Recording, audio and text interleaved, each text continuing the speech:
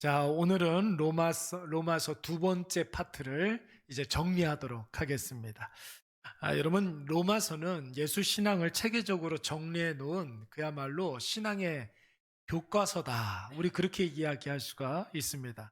그래서 로마서만큼, 물론 모든 성경이 다 중요하지만 기독교 신앙에 있어서 로마서만큼 중요한 성경도 없는 것.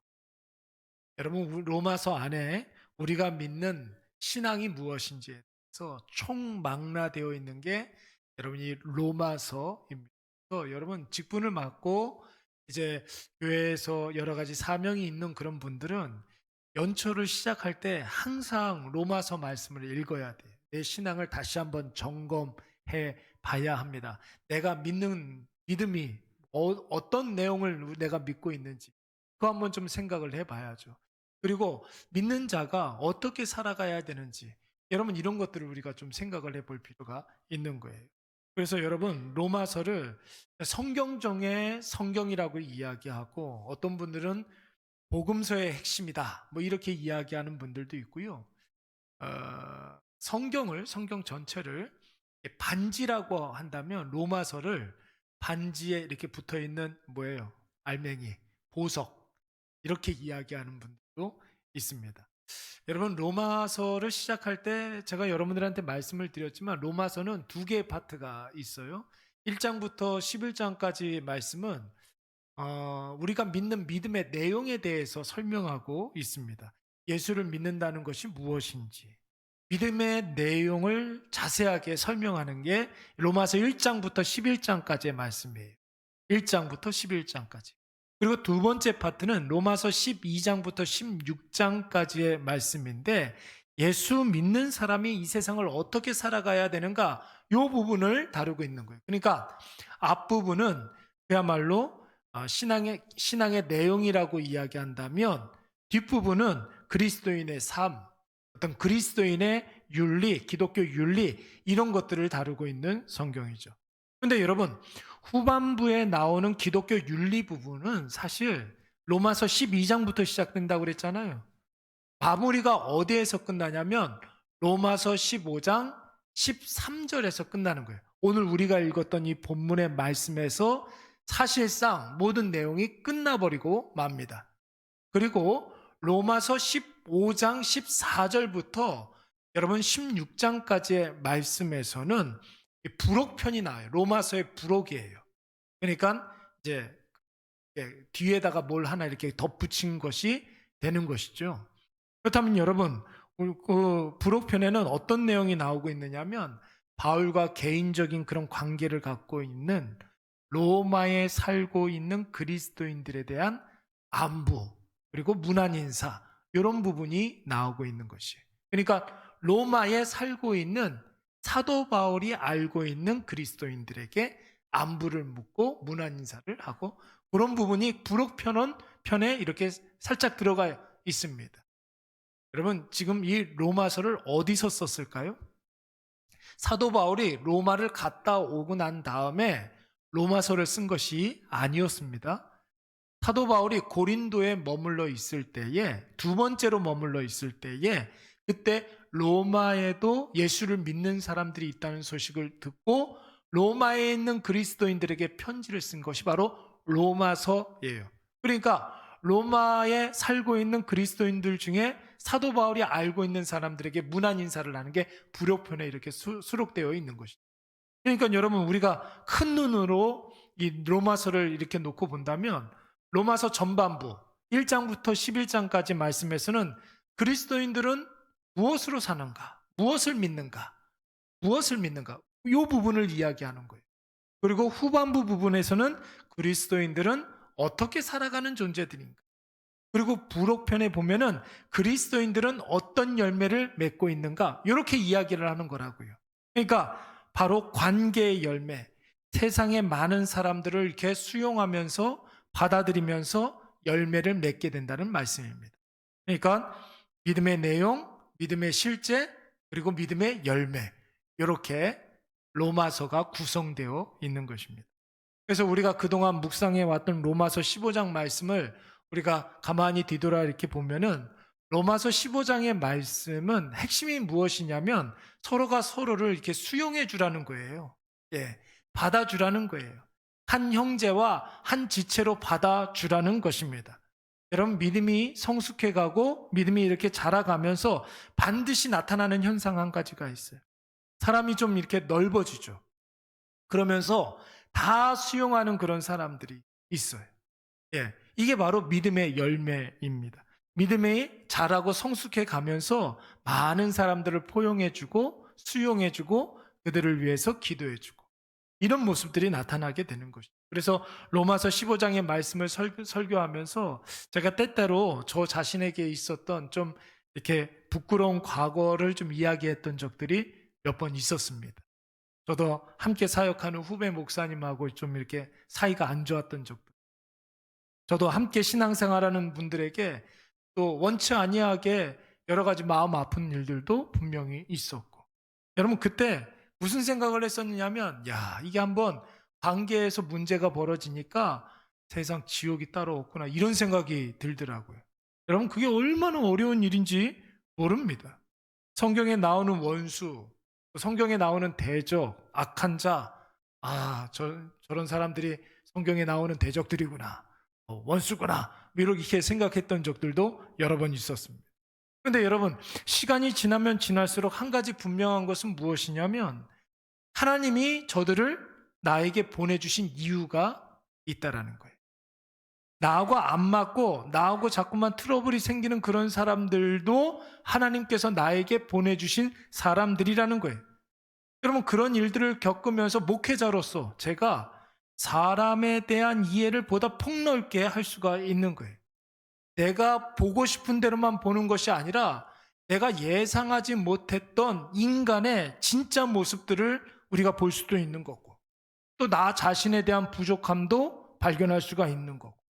왜 하나님께서 사람 의지하지 말고 하나님만 바라보고라고 했는지도 이게 좀 일상의 삶에서 깨닫게 되는 것이죠. 그래서 저와 관계가 좋지 않았던 분들을 일부러 많이 막 생각하려고 노력하지는 않지만 가끔 가다 이렇게 생각날 때가 있잖아요. 어쩌다가 생각이 날 수밖에 없는 때가 들면 어디선가 잘 살고 있겠지, 저들도 누군가에게 크게 쓰임 받고 있겠지, 하나님께서 분명히 그들도 나름대로 사용하시겠지, 이런 생각이 드는 거예요.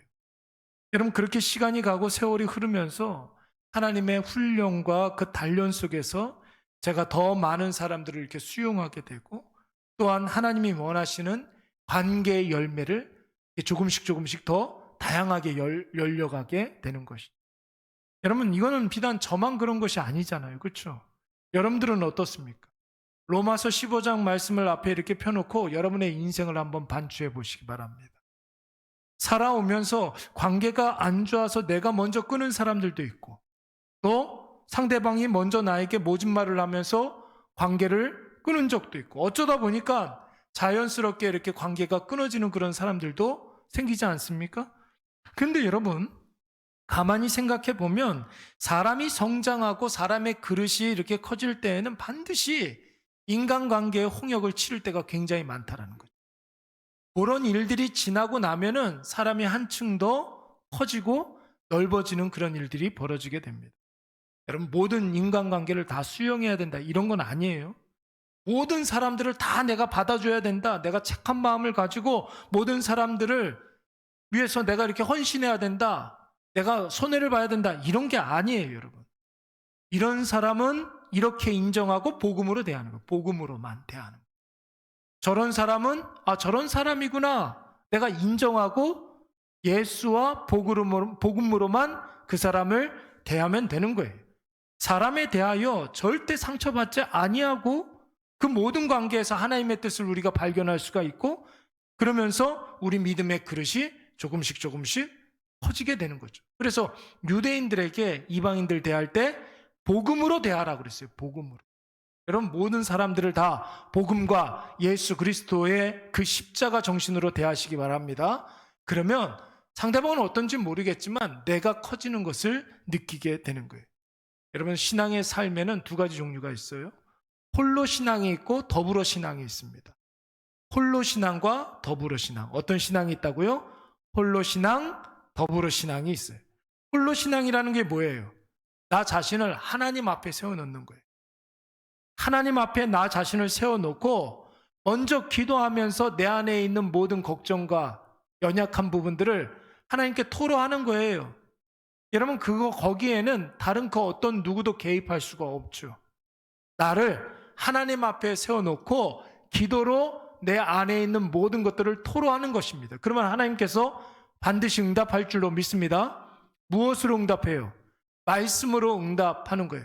하나님의 말씀을 깊이 묵상하는 가운데 내 기도가 어떻게 응답되는지를 말씀으로 풀어갈 수가 있는 거예요. 그러니까 그 사람은 말씀이 내 인생을 이끌어가게 되는 거죠. 기도로 내 모든 문제들을 토로하고 말씀으로 응답받고, 그러면서 예배를 드림으로 말미암아 나 자신을 헌신하는 거라. 여러분, 이 기도, 말씀, 예배로 하는 점철된 그런 신앙생활에 그 어떤 누구도 끼어들 수가 없습니다. 나와 하나님과 1대1의 관계에서만 여러분 형성이 되는 거죠. 그런데 여러분, 이 홀로 신앙의 신앙이 없으면 그리스도인의 삶을 시작조차도 못하는 거예요. 그렇죠? 내 앞에 그러니까 하나님 앞에 나 자신을 세워놓고 긴밀한 하나님과의 그 관계를 이어가지 못하면 우리의 신앙이 시작조차도 못하게 되는 거고, 그 신앙의 삶을 유지할 수도 없는 것입니다. 그러나 여러분, 주님 늘 말씀해 주시는 것처럼 홀로 신앙은 언제나 더불어 신앙으로 여러분 우리가 발전해야 될 줄로 믿습니다. 함께하는 그 신앙으로 이어져야 된다는 거예요. 신앙이 홀로의 신앙으로 머무르다 보면은 청산천하 유아 독존으로 끝나버려요. 네. 하나님 앞에 나밖에 없는 것처럼 생각하면서 내 말이 모든 것이 다 맞다라고 생각하는, 다른 사람들이 인정하지 못하고 이런 일들이 벌어집니다. 나 홀로 신앙만으로 살아가는 사람들은 그 사람이 있는 곳에는 언제나 예수 그리스도의 이름으로 불화가 일어나는 거예요. 분명히 예수님을 이야기하고 하나님을 이야기하는데 그 사람만 있으면 불화가 생겨요. 네 편과 내 편으로 나누게 되고 많은 사람들을 그릇된 길로 빠지게 하는 그런 역효과가 있죠. 그래서 우리 신앙은 기도, 말씀, 예배의 신앙이 되어야 하겠지만 이 기도, 말씀, 예배가 교제로 발전해야 되는 거예요. 함께 더불어 하는 그 신앙으로 이어져야 할 줄로 믿습니다. 예수님께서 말씀하셨던 것처럼 율법사가 와서 물어봤잖아요. 율법 가운데 가장 중요한 것이 무엇입니까? 네 마음을 다하고 목숨을 다하고 뜻을 다하여 주 너의 하나님을 어떻게 하라? 사랑하라. 근데 예수님께서 진짜 하고 싶은 말씀은 그게 아니에요. 둘째도 이와 같으니 하나님을 사랑하는 그 비중으로 내 이웃을 내 몸과 같이 사랑하라. 이 말씀을 하고 싶었던 거예요. 하나님을 사랑하는 것만큼, 그리고 내 이웃에, 너에게 보내준 그 이웃을 사랑하라. 이것이 바로 구약에 나오는 모세와 선지자니라. 율법과 선지서니라. 구약 성경의 전부라는 것입니다. 여러분, 더불어 신앙이 있어야 나의 부족함이 채워지는 것이고 나의 모난 부분이 깎여가는 것이며, 또한 홀로 신앙에서 깨닫지 못하는 더 큰 하나님의 뜻을 우리가 더불어 신앙을 하면서 깨달아갈 수가 있는 것이죠. 여러분, 그런데 한번 보세요. 홀로 신앙생활만 하는 사람도 삐뚤어진 신앙을 가질 수 있는 것처럼 홀로 신앙이 바탕되지 않고 더불어 신앙만 하는 사람들이 있어요. 그러니까 교회에 교제하러 나오는 사람들이 있죠. 여러분, 이것도 삐뚤어져 나갈 수밖에 없는 것입니다. 개인적인 경건 생활은 소홀히 하면서 교회 와서 좋은 사람들과 어울리면서 즐겁게 보내기만 하면 여러분, 신앙생활이 유지되지 아니하고 오히려 그 신앙이, 우리가 늘 조심해야 되는 것, 뭐 조심하라고 그랬어요? 신앙이 종교화되는 것을 조심하라고 그랬어요. 신앙이 종교화되면 안 되는 거예요. 개인적인 경건의 생활이 없이 교회 와서 교제 나누고 그리고 즐겁게 놀고 그리고 교제 나누고 친교하고 이런 것들만 즐기다 보면 여러분, 그 신앙이 종교화될 수가 있는 거예요. 거의 대부분의 이단들이 깨지지 않는 이유가 뭡니까? 이단 사이비가 여러분 계속해서 그 명맥을 이어가는 이유가 뭡니까? 하나님의 뜻, 말씀의 깊이, 바른 신앙 뭐 이런 거하고는 상관없이 끼리끼리 모여서 획일화되기 때문에 그러는 것이에요. 확증 편향이라는 거 있잖아요. 예. 만나는 사람들만 만나면 그 사람들하고 하는 그런 이야기가 내 마음속에 가득 차가지고 그것밖에 생각하지 않는, 여러분 이단 사이비에 앉아 있는 그런 사람들이 다 그런 사람들이에요. 모든 교제권이 이단 사이비 안에 있는 사람들하고만 형성이 되어 있으니까 그 사람들이 이야기하는 것만 진리라고 생각하는, 이게 여러분 확증 편향 아닙니까?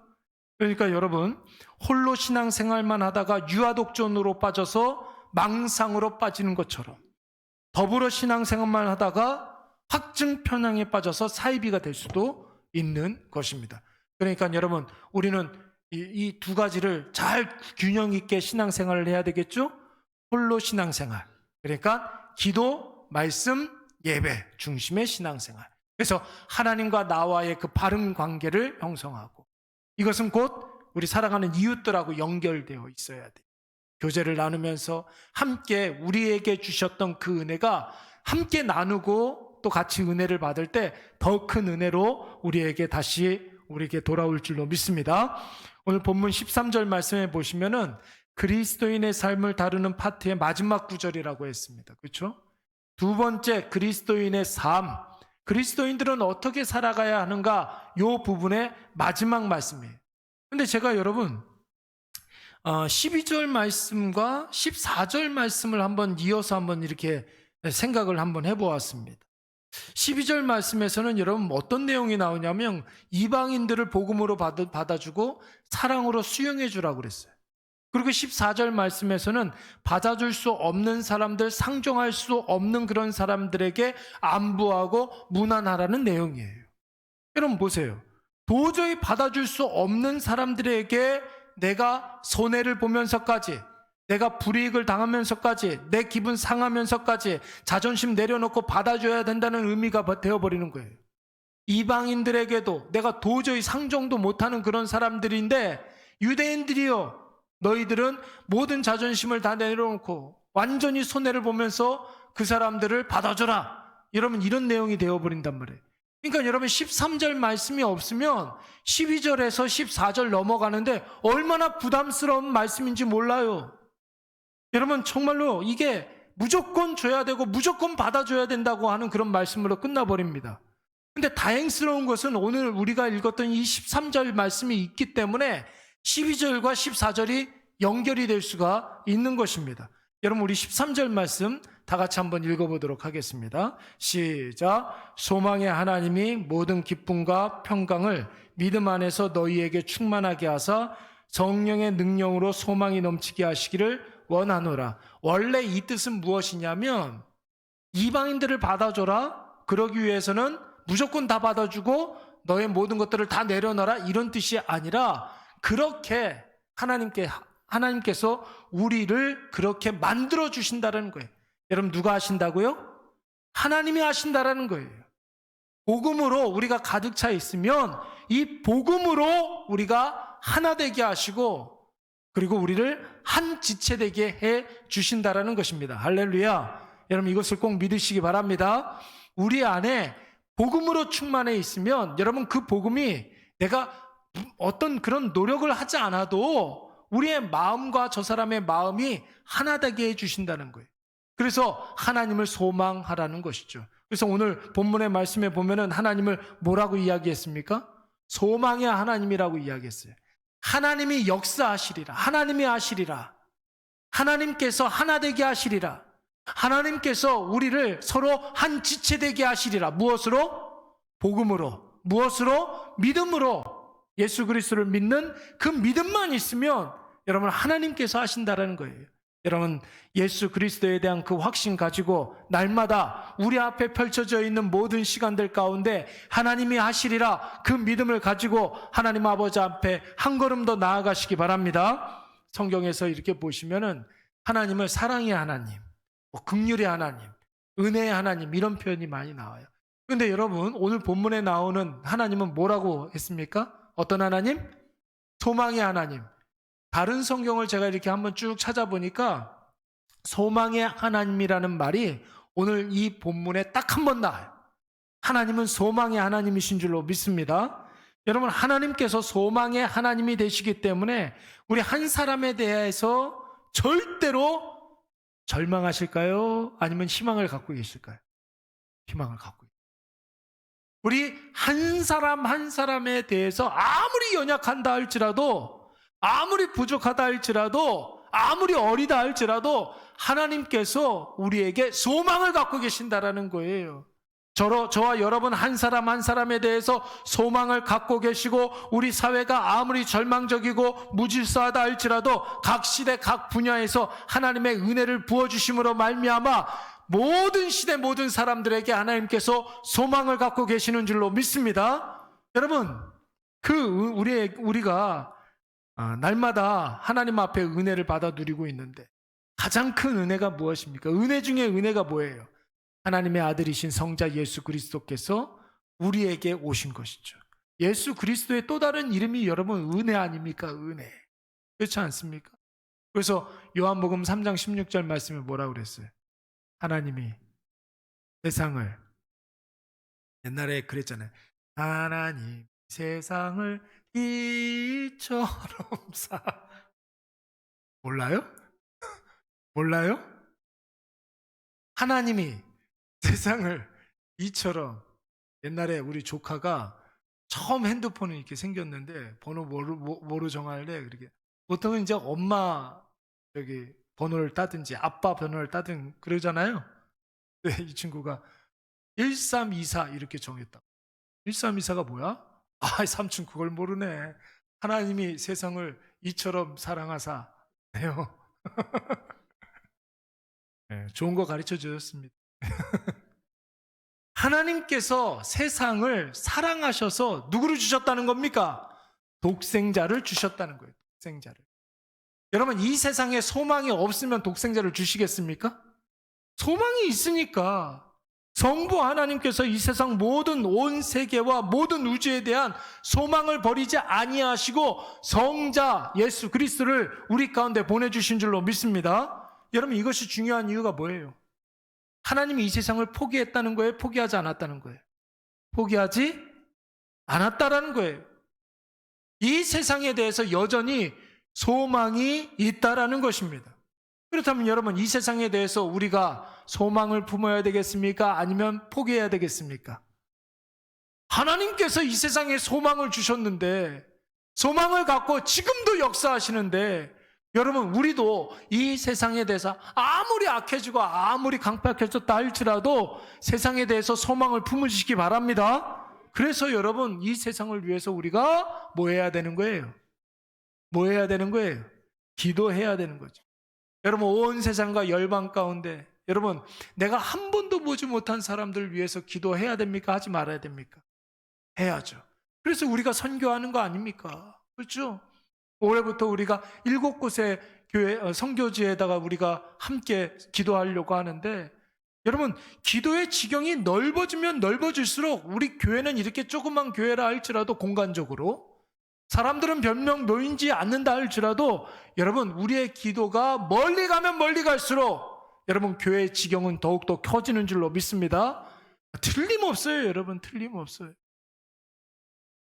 성도가 세계화되어진다, 다른 거 없어요. 여러분, 선교에 힘쓰는 거예요. 선교. 주님이 가장 기뻐하시는 일이잖아요. 주님이 가장 기뻐하시는 일. 우리가 후원하는 컴패션에 4명의 후원 아동들 있잖아요. 제가 여태까지 한 번도 그 홈페이지에 들어가 보질 않아가지고 잘 몰랐는데, 어느 순간부터인가 카톡으로 무슨 알림이 뜨더라고요. 이게 뭔가 했더니 홈페이지 딱 들어가서 보니까 우리 교회가 후원하고 있는 아동들이 후원자한테 편지를 쓴 게 있더라고요. 편지를 쓴 게 있어요. 딱 읽으려고 영어로 썼어. 또 여러분 목사님이 또 영어 엄청 잘하잖아요. 어디 보자. 힌트를 해놨어요. 나는 다 아는데 여러분들 쭉 한번 보세요. 내가 번역해가지고 다 볼 테니까. 그렇더라고요. 근데 이 아이들이 하나님의 사랑을 이야기하고, 이 아이들이 복음에 대해서 이야기를 하고 그러더라고요. 예. 우리가 기도했잖아요. 아이들이 복음을 받아들이게 해주시고 복음으로 자라게 하여 주시었고 그 나라에 복음으로 말미암아 크게 쓰임받는 그런 일꾼이 되게 해달라고 우리 그렇게 기도했는데, 여러분 그 아이들에게 복음이 증거되어지고 있는 거예요. 지금 계속해서 여러분 하나님이 하시는 줄로 믿습니다. 그래서 여러분 세상에 대해서 소망을 품고 기도하고 할 수만 있다면 여러분 우리의 마음을 다하여서 잘 준비가 되어 있어서 복음을 증거해야 될 때 담대하게 예수 복음을 증거하시기 바랍니다. 하나님의 계획과 뜻이 여전히 이 세상에 있고 하나님이 지금도 일하고 계시고 하나님이 일하고 계신다면 하나님의 뜻이 반드시 이루어지고 하나님의 계획이 반드시 성취될 터인데, 여러분 우리가 기도하지 않으면 어떻게 되겠습니까? 그 하나님의 계획이 성취될 때 기도하지 않은 사람은 절대로 기뻐할 수가 없는 거예요. 하나님께서 하나님의 뜻이 이루어질 때 함께 기뻐해야 되잖아요. 함께 즐거워해야 되잖아요. 함께 하나님께 영광을 돌려야 되지 않습니까? 기도한 사람만, 이 세상에 대한 소망을 품고 기도한 사람만 여러분 하나님의 뜻이 이루어질 때 그때 같이 기뻐할 수가 있는 것입니다. 여러분 그렇다면 여러분 한 가지 더, 우리 자신도 나에 대해서 절대로 포기하면 안 돼. 아유 나는 나이가 이렇게, 아유 나는 지금 부족한 게 너무나 많으니까, 나는 뭐 어쩌니까. 여러분 하나님께서 우리 자신 한 사람 한 사람에게 소망을 주시고 기대하는 바가 있고 우리를 통해서 일하시는 바가 있는데 왜 나 자신을 포기합니까? 네? 나 스스로를 내가 포기하는 그런 일이 있으면 절대로 안 되는, 말이라도 여러분 나 자신에게 소망이 있다라고 생각을 해야죠. 여러분 자기 자신에 대해서 절망하고 자기 자신에 대해서 낙심의 때에서 여러분 한번 보세요. 나에게서 이렇게 분리시킬 수 있어요? 만약에 여러분 사람하고 어떤 관계가 좋지 못한다, 그러면 그 사람 안 만나면 되는 거예요. 그렇죠? 그 사람 안 만나면 되는 거예요. 세상에 대해서 내가 소망이 없다, 만약에 그렇다면 옛날에는 기독교가 그랬던 적이 있었어요. 짐 다 싸 짊어지고 산으로 들어갔던 그런 때가 있었어요. 중세시대 때. 그래서 산으로 가가지고 뭘 지었습니까? 수도원을 지냈잖아요. 세상은 다 악하다, 세상은 부패했다, 그러니까 우리 다 짐 싸 짊어지고 산으로 가자. 그래서 수도원이 생긴 거예요. 우리끼리 신앙생활하면서 살아가자. 여러분 세상을 등지면서 수도원에 들어가서 살 수 있어요. 그런데 여러분 나 자신에게 실망하고 나 자신에 대해서 절망했다 해서 나에게서 이게 분리시킬 수가 있습니까? 없습니까? 그렇게 하려고 시도하는 사람들이 있죠. 그래서 스스로를 이렇게 자기의 생명을 이렇게 좀 이렇게 내려놓는 그런 사람들이 있는데, 자기 자신에 대해서 절망하고 자기 자신에 대해서 포기하고 그러는 건 여러분 죽음만큼이나 무거운 것이에요. 그래서 아무리 어렵고 힘든 상황이라 할지라도 나 자신에 대한 소망을 내려놔서는 됩니까? 안 됩니까? 주님이 여러분들에게 소망이 있는데 왜 내가 나 자신에게 소망을 느끼지 못해요? 간혹 가다가 아기 키우는 엄마들이 그럴 때가 있어요. 아이가 잘못된 행동을 하고 아이가 뭐 좀 이렇게 아프고 그러면은 엄마들이 모성이 그런 것 같아요. 그 모든 책임을 다 자기 자신에게 돌리는 경향이 있어요. 여러분 그럴 때 있죠? 나 때문에 그런 건 아닐까? 아이가 조금 부족한 부분이 있으면 나 때문에 그런 거 아닐까? 그런 생각 저도 많이 하고 그러는 것 같아요. 네. 그런데 여러분 아이를 사랑하는 것만큼 아이가 잘못되면 스스로 자책을 많이 하는데 우리가 반드시 하지 말아야 되는 생각들이 바로 거기에서부터 시작되는 거예요. 또 어떤 분들은 많은 사람들이 인간관계에 특별한 문제가 벌어져서 왕따를 당한다든지 심한 다툼이 있다든지 하면 나 스스로를 좀 혹독하게 대하는 그런 분들도 있어요. 내가 부족해서 그렇지, 내가 성격이 이상한가 봐, 나는 어딜 가든 이 모양, 이런 식으로 자기 자신을 막 이렇게 코너에 몰아넣어요. 이런 생각만큼 참 어리석은 생각도 없는 거예요. 그렇게 하면 안 된다는 거예요. 왜 그렇습니까? 나를 향한 하나님의 계획이 있어요, 없어요? 하나님이 나를 향한 계획이 있는데 왜 내가 나 자신을 그렇게 생각해요? 나에게 계속해서 하나님께서 은혜를 부어주고 계시는데 그 은혜가 있으면은 여러분 우리 스스로가 고귀한 사람들 아닙니까?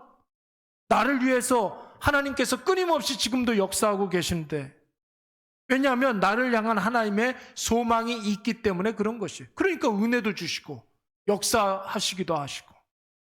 여러분, 물론 부족한 점이 있죠. 능력도 없습니다.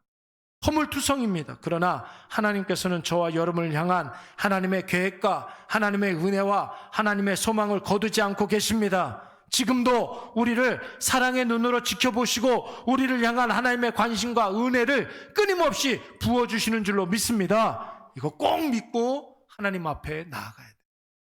여러분, 이사야서 43장 1절 말씀에 한번 보세요. 우리 한번 다 같이 읽어볼까요? 시작. 야곱아, 너를 창조하신 여호와께서 지금 말씀하시느니라. 너는 두려워하지 말라. 너를 지으신 이가 말씀하시니라.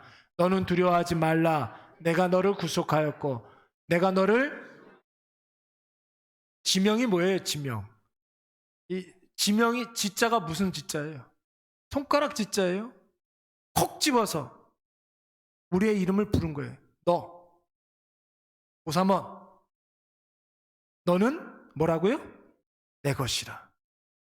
여러분, 이때 이사야 43장 이때의 말씀이 한번 보세요. 여러분, 이스라엘 백성들이 뭔가를 큰 하나님께 영광이 될 만한 그런 일을 했습니까? 아니에요. 우상 숭배로 점철돼 가지고 멸망이 확정된 시기였어요.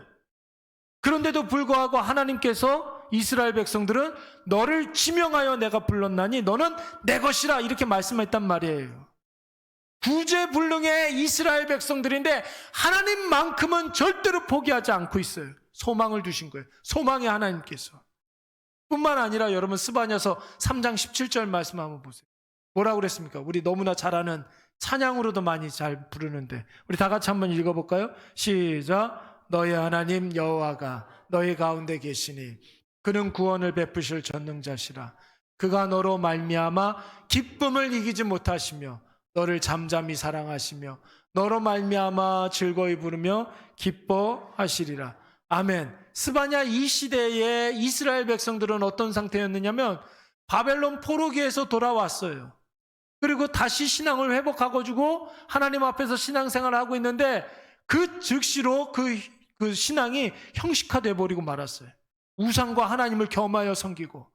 그래서 하나님께서 이스라엘 백성들에게 어마어마하게 실망했어요. 그런데 그럼에도 불구하고 하나님께서 이스라엘 백성들에게 뭐라고 말씀하십니까? 너를 잠잠히 뭐 하시며? 사랑하시며. 그럼에도 불구하고 너를 사랑하시며 너로 말미암아 즐거이 기뻐하시리라. 아멘. 그래요. 아무리 여러분 자식이 못나고 아무리 자식이 허물이 많다 할지라도 누구 자식이에요? 내 자식이잖아요. 다른 사람 다 포기해도 누구만큼 포기하지 않아요. 부모만큼 포기. 제가 전에도 한번 이야기했잖아요. 제 제자 중에 아이 셋 둔 제자가 딸, 아들, 딸 이렇게 있어요. 둘째가 아들이에요. 근데 이 둘째 아들이 4살 땐가 5살 땐가 이렇게 걸음 한참 뛰어다니고 막 그러는데 애가 걷는 게 조금 이상한 것 같아요. 그래서 병원을 갔어요. 그랬더니 큰 병원 가래요. 서울대병원 가가지고 검사를 했더니 이 아이가 특이한 병에 걸렸다는, 암인데 무슨 암인지 조직 검사를 하려고 이 조직을 딱 떼어내면 그 즉시 죽어버리는 거예요. 검사 자체가 안 되는 거예요. 그 즉시로 아이가 혼수 상태로 들어가 버렸어요. 4살 때. 그리고 6년, 7년을 계속 집에서 이 아이를 돌봤어요. 혼수 상태인 아이. 근데 애가 커요. 혼수 상태인데도 커요. 5분에 한 번씩 여기 이제 뭐 침이나 가래나 이런 게 끼기 때문에 석션을 계속 해줘야 돼. 그러니까 부모가 꼼짝을 못 하는 거예요. 다니던 직장 다 그만두고 부모가 이제 교대로 하면서 계속 그 아이를 돌봐야 되는 거예요. 여러분, 힘들어요? 힘들지 않아요? 너무 힘들죠? 그러다가 이 아이가 11살 때인가 재작년에 이제 하나님께서 부르셔서 갔어요. 자, 그러면 여러분, 이 젊은 부부가 이 아이를, 여러분 그동안 너무 고생했잖아요. 예. 근데 그 아이를 잊지 못해가지고 아직도 그 아이의 소지품을 버리지 못해. 그 아이가 누워 있었던 그 침상을 버리지 못하는 거예요. 그 마음이 이해가 됩니까? 이해가 됩니까? 그럼에도 불구하고 내가 너를 사랑한다는 거죠. 그럼에도 불구하고 너는 내 것이라. 하나님께서 오늘 우리에게 혼수 상태에 있는 우리를 여러분 절대로 포기하지 않는다고요. 그러니 나도 나를 포기하지 말고 나도 나를 함부로 대하지 말아야 할 줄로 믿습니다. 여러분 이러한 확신이 있을 때 그때서야 비로소 나를 괴롭히는 타인과 나를 힘들게 하는 대적에 대해서도 기대할 것 별로 없는 이 세상에 대해서도 우리가 소망함으로 기도할 수가 있는 거예요. 내가 하나님 앞에서 그렇게 존귀한 자임을 내가 깨달아야 다른 사람을 위해서도 기도할 수가 있는 것입니다. 억지로가 아니라 마지못해서가 아니라 뭐 이론만으로만 그렇게 우리가 아는 것이 아니라 우린 그 소망으로 말미암아 여러분 오늘 본문의 말씀에 나오는 대로 기쁨과 평강을 누릴 수가 있는 것이죠.